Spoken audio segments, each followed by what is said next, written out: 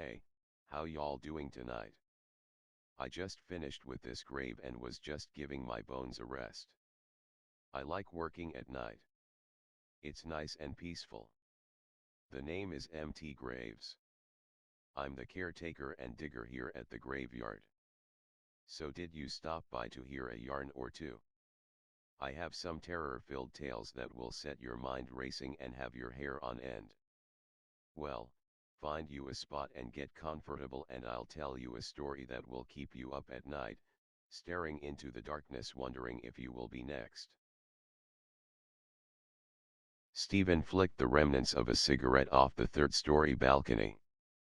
He could hear the single mom in the apartment below yelling, "My kids play down here, put your trash where it belongs." "Then you shouldn't have spawned those worthless, noisy, wastes of space," he mumbled under his breath as he closed the sliding door, walking back inside. Pulling a half-empty pack of smokes from his breast pocket and tapped out a fresh one. Lighting up as he walked through the living room, he decided it was finally time. Time for resolution, time for redemption, time for satisfaction, time for liberation. Stephen tromped along the path through dirty laundry, beer cans, papers, unread mail, and old food cartons to the closet by the front door. He had gone over the mission 1,000 times in his head, he knew it backwards, sideways, and forwards. He grabbed the old army rucksack, packed well over a year ago, and the black case. Exhilaration, anticipation, accumulation of preparation. Stephen stopped at the door, looked back, and flicked the half-gone cigarette onto a pile of trash. Laughing, he easily descended the steps and quickly crossed the lot, heading toward his beat-up work truck. He didn't even break stride as he fired up a cigarette, smiled around it as he flipped off Ed, the 83-year-old war veteran that lived on the bottom floor.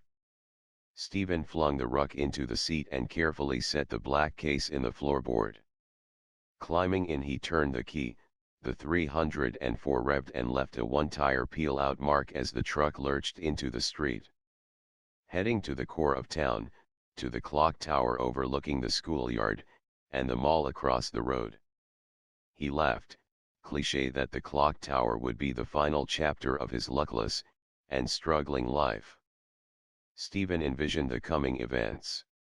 All those who joked, teased, and held him down in life would finally see he was something. Something that controlled life itself. To give or to take at his whim. He was both giddy and antsy to start, when out of nowhere a big blue and white blur entered the left side of his vision. Then thunder rocked the car, immediately followed by strange silence.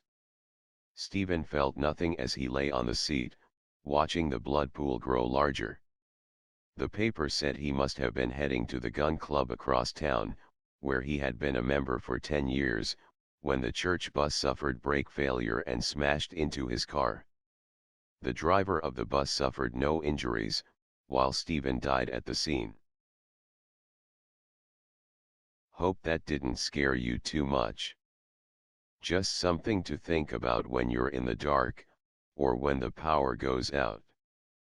Well, I guess I've rested enough. I have more customers to attend to. Seems business is booming. See ya around. Eventually.